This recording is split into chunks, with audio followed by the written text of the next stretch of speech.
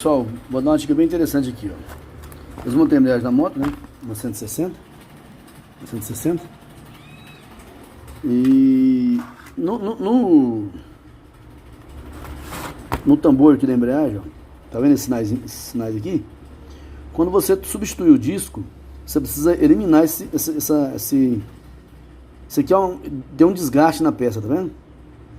Então você precisa esmerilar ela, tirar isso aqui fora, para ficar lisinho. Porque isso aqui pode causar o seguinte: pode continuar patinando o disco, a moto, e a embreagem fica dura, né? A pessoa pressiona lá, ela fica, não funciona perfeitamente, tá? Então essa é uma dica bem interessante de você fazer. Bom, agora eu vou mostrar para você como que eu faço para tirar isso aqui, tá? Eu venho aqui, eu mesmo tô filmando, tá, pessoal? Pode ser que dê um pouquinho de trabalho aí. Eu vou ali, ó, passo a pedra, entendeu? Até tirar todo o sinal. Tá vendo?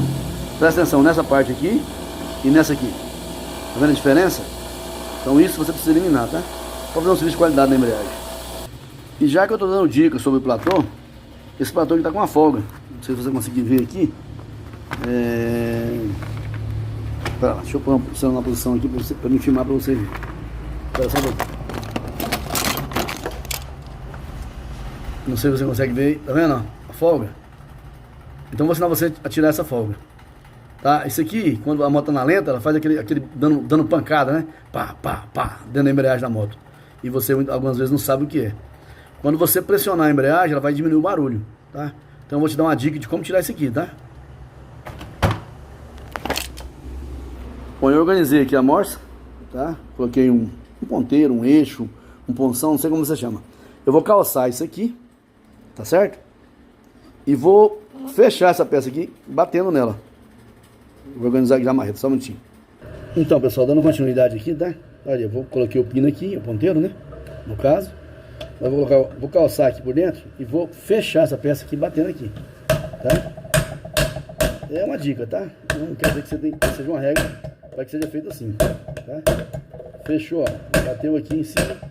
Como eu tô filmando e batendo, também tá meio apertado aqui, mas você faz aí, vai dar certo. Aí você confere aqui, ó. Tá vendo a diferença? Eu fechei a mola, tá vendo? Travei mais a mola. Aqui, ó. A diferença, tá vendo que ficou?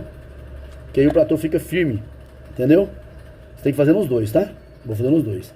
Só uma dica aí, pra você resolver esse problema aí da batida da embreagem na moto e de patinar o disco, né? Esmerilar lá essas manchinhas, tá bem? Um abraço aí, pessoal.